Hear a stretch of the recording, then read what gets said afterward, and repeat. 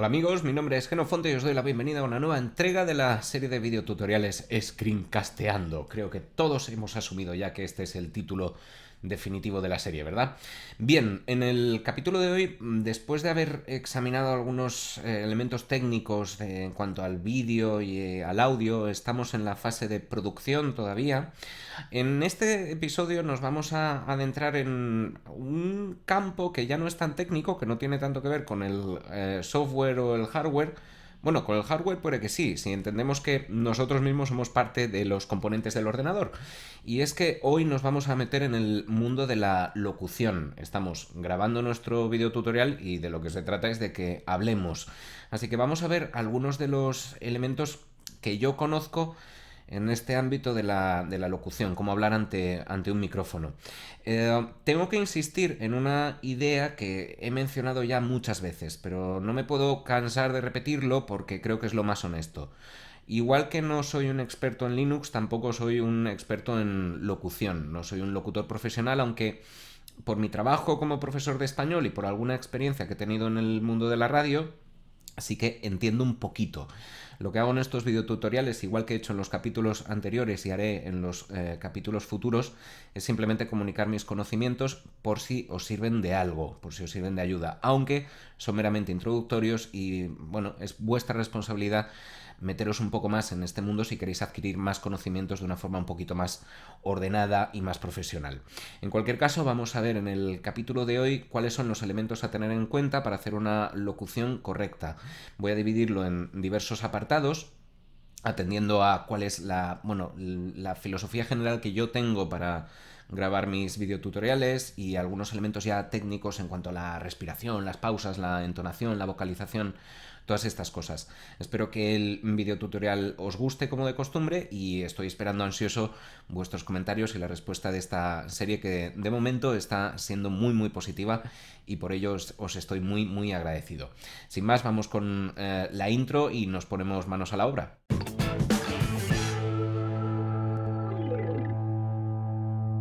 Pues aquí estamos en la tercera fase, seguimos en la producción y como os decía en la introducción nos vamos a referir a asuntos que no tienen que ver ni con el software ni con el hardware, sino con nosotros mismos como locutores. Voy a dividir este vídeo, que por cierto ya he grabado en 4 ocasiones y ese es uno de los gajes del oficio. Estoy un poco ya desesperado con este vídeo, de hecho no sé si os fijáis que mi aspecto ha cambiado con respecto al otro plano. Este es un fallo de Raccord bastante gordo, pero en fin, es lo que hay.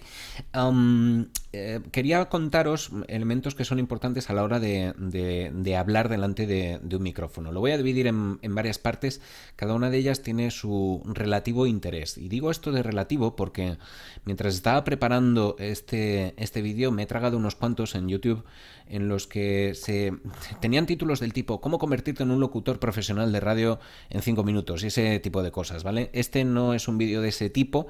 No creo que vayáis a convertiros después de ver estos vídeos en locutores profesionales, ni nada más lejos. Yo tampoco lo soy, así que simplemente, como de costumbre, comparto mis conocimientos con vosotros. Pero bueno, vamos a empezar porque hay algunos elementos que sí creo que pueden ser interesantes como inicio en el mundo este de la locución radiofónica.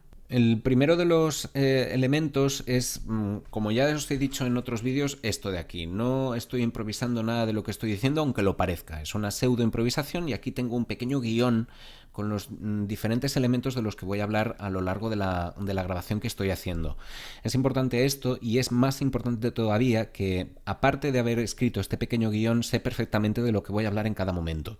Y no me voy a saltar ninguno de los puntos porque me lo sé perfectamente. Y en ese sentido, esto no lo he aprendido tanto en el mundo de la radio como en el mundo de las clases de español que doy, en el mundo de la docencia. He participado en los dos, como profesional en el mundo de la docencia y como aficionado en el de la radio. Y donde he aprendido la pseudo improvisación como técnica es en las clases. Si sois profesores vais a tener mucho ganado porque sabréis de lo que os estoy hablando. Si no lo sois, simplemente prestad atención a vuestros profesores, si todavía sois tan jóvenes como para tener la oportunidad de ir a clases, y si no, recordad a los buenos profesores que teníais, a los buenos, no a los malos, ¿vale? En ese sentido, controlar bien el material del que se está hablando, es decir, el contenido, es fundamental. Y si tenéis que hacer 1.000.000 de pruebas antes de grabar el videotutorial, mejor. Porque si lo tenéis bien controlado, primero, no vais a necesitar un guión escrito y segundo, vais a poder hablar con mucha más tranquilidad, mucho más relajados. Y si habláis relajados, eso va a repercutir en que vuestra dicción va a ser más cómoda y se os va a entender mejor y va a ser más agradable también escucharos. Así que el control del contenido es fundamental. Otra cosa que tiene importancia también es el hecho de estar relajado, y puede que os ayude a estar más relajados saber que si os equivocáis no pasa nada. Puede ser que el error sea pequeño y en ese sentido no hace falta ni corregirlo, así que no pasa nada por un error pequeño, y si tenéis errores un poco más grandes o dudas o interrupciones no planificadas del tipo que vuestra esposa llega con la merienda o que los niños interrumpen o hay mucho tráfico, esos errores se pueden corregir después en la fase de postproducción, siempre y cuando tengáis bien controlado el discurso y podáis retrotraeros al momento anterior al error o a la interrupción. Si aprendéis bien esta técnica, a la de ir para atrás un poquito, si aprendéis bien esta técnica, la de ir para atrás un poquito, podréis luego cortar en postproducción y que no se note. Os enseñaré en el vídeo correspondiente a hacer esto, pero creedme, eso ayuda un montón a estar relajados y, como lo que decía antes, si estáis más relajados se os va a entender mejor y la gente lo va a disfrutar más. Después de estos dos consejillos meramente introductorios, pues pasamos a cuestiones un poquito más técnicas. La primera de ellas es crear un estilo. Aparte de las cuestiones meramente mecánicas, de las que hablaré al final de este vídeo, hay un elemento que es artístico en el mundo de la locución. Y en ese sentido tenemos la ventaja de que los mejores ejemplos son muy accesibles, porque aquí voy a hablar de la radio española, y eso es importante. No conozco tanto la radio latinoamericana, pero creo o alguna noticia tengo de que hay muy buenos profesionales allí también.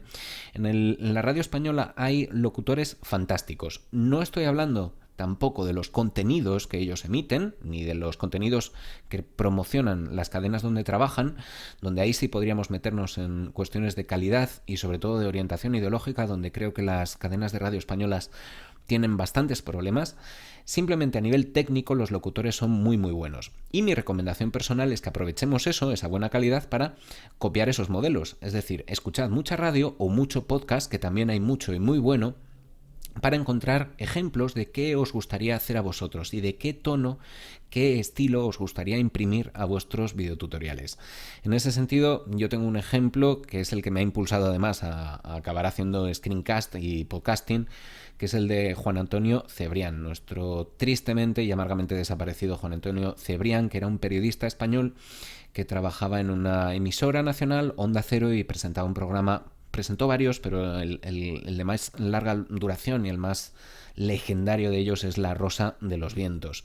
Juan Antonio Cebrián era un modelo por muchas razones, no solo por cómo hablaba, sino por cómo era como persona, por lo poco que sé de él, era un hombre fantástico, pero bueno, en fin, cuando tú lo escuchabas, y Juan Antonio fue responsable de que yo perdiese muchas horas de sueño porque hacía un programa nocturno, te sentías muy cómodo, y era un hombre muy cercano, muy amable en su tono de voz, en su expresión.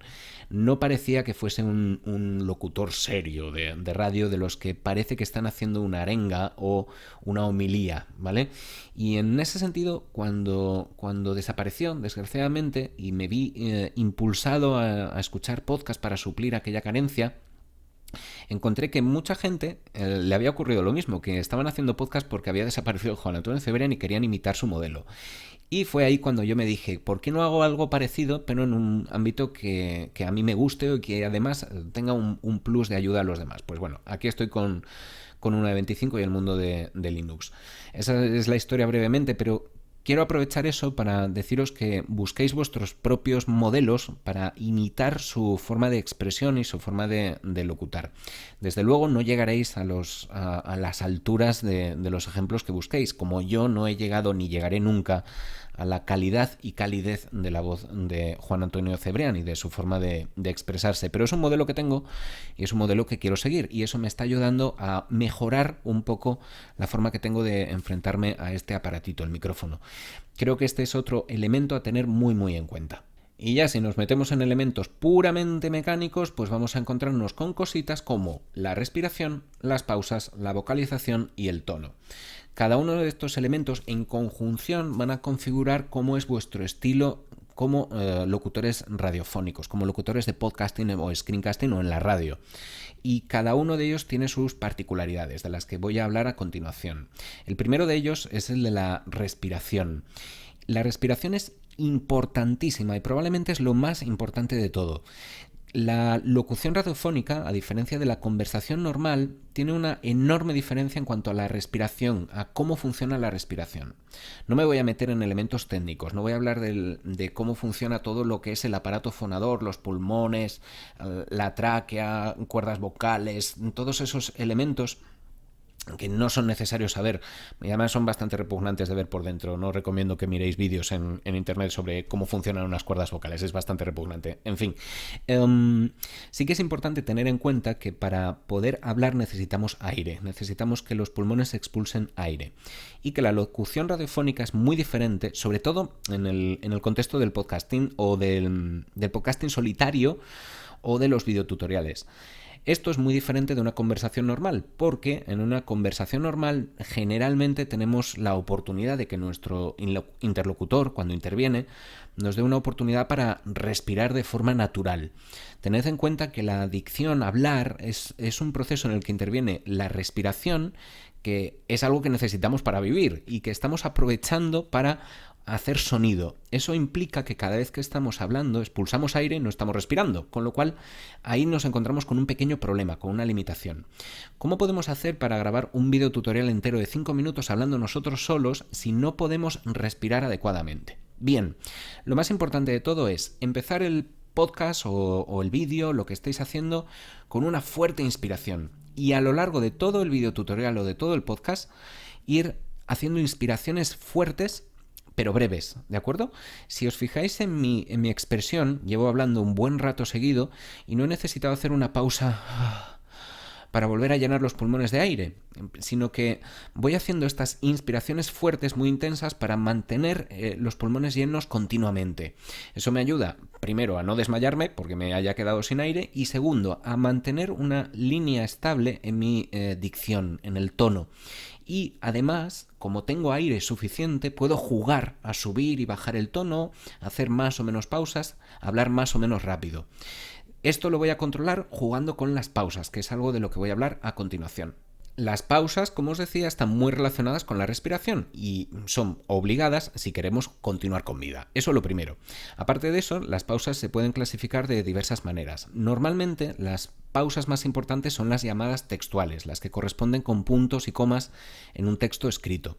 Es necesario mantenerlas y, en la medida de lo posible, conservarlas de forma que queden similares a las pausas que aparecen en el correspondiente texto escrito. Es decir, pausas más breves para las comas, un poquito más largas para los puntos seguidos y más largas para los puntos y aparte. Básicamente eso. La longitud de estas pausas va a depender de vosotros mismos. Podéis darle más o menos longitud, hacer pausas más o menos largas, para que así adquiera la locución un carácter más personal. Personalmente, yo hablo muy rápido y mis pausas son más pequeñas. También es cierto que mis inspiraciones son muy potentes y no me voy a ahogar por hacerlas un poquito más cortas. Si vosotros tenéis problemas para mantener esta respiración constante o esta inspiración breve, sí que os recomendaría que hicieseis pausas un poquito más largas para poder respirar. Hay otro tipo de pausas que son las pausas más intencionales o artísticas, que se pueden hacer en cualquier momento del discurso para darle un poco de carácter, para darle un poco de personalidad.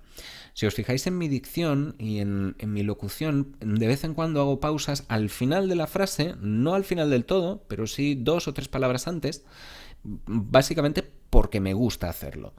Y no tendría por qué, pero prefiero hacer esto porque quiero darle ese tono a mis frases. Quiero que se note cuando estoy terminando un párrafo, que es como por ejemplo lo que acabo de hacer. No sé si os habéis dado cuenta de cómo he separado un poquito una palabra de otra para darle una entonación especial, y así estoy indicando a vosotros, a los que me escucháis, que estoy terminando un párrafo, ¿vale?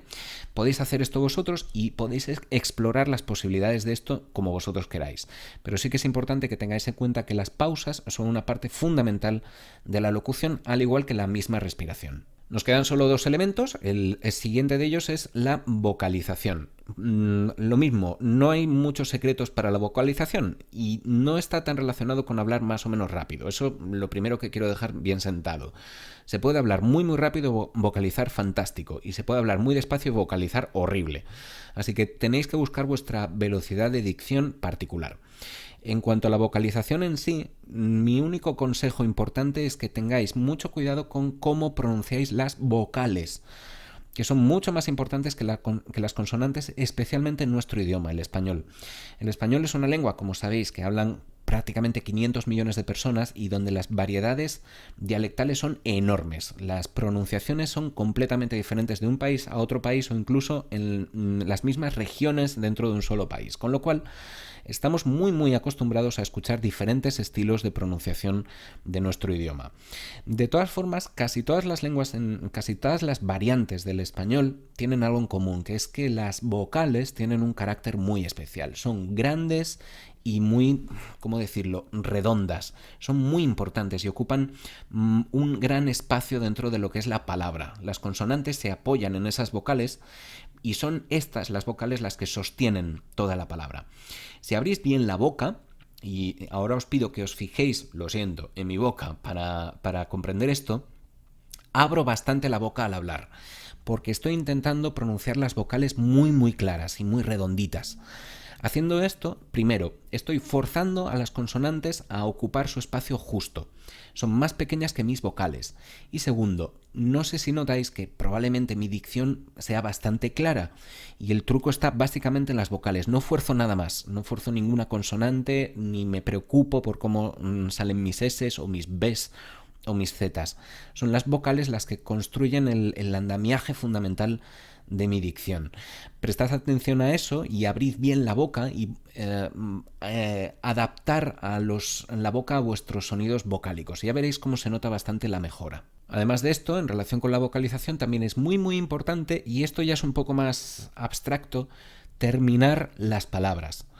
Prestad atención al final de vuestras palabras. Muchas de los problemas de vocalización de mucha gente estriba en que no terminan del todo las palabras. En una dicción demasiado relajada, el final de las palabras se pierde intensidad. Las palabras se van haciendo más pequeñitas al final. Si hacéis que las palabras sean grandes en todo momento, vamos a conseguir que la dicción sea muy superior, que sea mucho mejor, que se nos entienda mejor, que es lo más importante. Así que prestad atención a ese final de las palabras, especialmente a las vocales, y ya veréis cómo el tono va a resultar bastante superior en calidad. El último elemento, el tono. Y en cuanto al tono, solo os puedo decir que juguéis, que os lo paséis bien, que busquéis vuestra canción y busquéis vuestra música. El tono es el soporte musical que tiene el mensaje auditivo. Y en ese sentido, tiene que responder a dos fundamentos importantes. Por un lado, tiene que responder a la comunicación, es decir, el tono tiene que acompañar a lo que estamos diciendo. El tono y el ritmo de lo que estoy hablando, incidir en un concepto importante se hace mediante el tono y el ritmo. Hablar de algo que nos molesta se hace mediante el tono, se da esa música mediante el tono. Hablar de algo menos importante o más relajado también se hace mediante el tono. Todas esas cosas están acompañadas al tono. El tono es algo que usamos en nuestra vida cotidiana. Sin embargo, el tono radiofónico, el tono de locución, no es igual. Así que tenéis que buscar cuál es el tono que mejor os acompaña en la locución. De nuevo, vuelvo al principio, buscad modelos y encontrar el que más os guste y trata de aplicarlo. Pero sobre todo, disfrutar de ello y explorar cuáles son vuestras posibilidades como locutores, utilizando el tono a vuestro placer y eligiendo la forma de hablar que más os guste. Si disfrutáis de ello, seguramente encontraréis cosas en vuestro tono que os van a convertir en locutores personales, en locutores individualizados, y la gente os va a identificar por vuestra forma de hablar, no tanto por la voz, sino por la música. Ya veis que todos los consejos que os he dado son bastante abstractos y hay de todo. Hay cosas que creo que han quedado bastante claras, que son importantes, y hay cosas en las que no he incidido demasiado. Es lo más honesto que puedo hacer con vosotros. Insisto, no soy un profesional y simplemente transmito lo que conozco. Pero haciendo un resumen rápido, simplemente preparad bien vuestros contenidos, buscad un modelo y aprended de ese modelo, aprended continuamente de ese modelo, hablad tranquilos, hablad muy relajados, estad cómodos y disfrutad. Si cumplís estas 5 normas, las cuestiones técnicas de respiración, pausas, tono y vocalización van a ir solas y no vais a tener que hacer demasiados esfuerzos para que vuestra comunicación, vuestra transmisión a través del micrófono resulte agradable, que es lo más importante. Sí que tengo que incidir en una cosa muy importante, y es que esto no os va a garantizar que a la gente les guste lo que decís. Eso es lo más importante que os voy a decir en este vídeo. Y este no es un vídeo de consigue 1 millón de visitas como locutor profesional en YouTube. En absoluto, y nada más lejos de mi intención. Tengo que incidir mucho en esto. No existe la clave de qué es lo que le gusta escuchar a la gente. No existe esa clave. Y hay locutores que tienen un estilo y otros que tienen un estilo completamente diferente, y ambos tienen éxito. ¿Por qué? No se sabe, y no hay una explicación ni científica ni racional para ello. Así que no os preocupéis de si vuestra locución tiene más o menos éxito entre la gente. Al final, y estamos hablando ahora y me centro mucho en los tutoriales sobre Linux, lo que importa es el contenido y no el continente. Así que no os pongáis nerviosos ni os preocupéis por tener más o menos visitas o por tener más o menos críticas. Tenemos que estar preparados para eso. Todo esto que os estoy diciendo acerca de la locución y la técnica y estos elementos son simplemente para que os hagáis una idea de en qué contexto nos movemos y cómo preparar de la mejor manera posible vuestros contenidos. A partir de ahí, una vez que los tengáis asimilados, esto se trata de un juego y de un hobby, así que disfrutad de ello sin necesidad de buscar profesionalidad o éxito, porque sobre todo haciendo videotutoriales de Linux, el éxito no se va a conseguir ni nos vamos a forrar con todo esto, eso os lo garantizo por experiencia. Bien, pues esto ha sido todo, esta ha sido la parte de producción, ya la doy por concluida, y a partir de los próximos episodios nos vamos a adentrar en el mundo de la postproducción, donde vamos a examinar el software necesario para poder editar los vídeos que hemos grabado de forma lo más correcta posible y a partir de ahí poder subirlos a internet y comunicar nuestro conocimiento a todo el mundo. Espero que este capítulo os haya gustado y, como de costumbre, os agradezco los likes, suscripciones, favoritos y las visitas al blog unade25.blogspot.com. Mi nombre es Genofonte, vocalizando como siempre. Muchísimas gracias.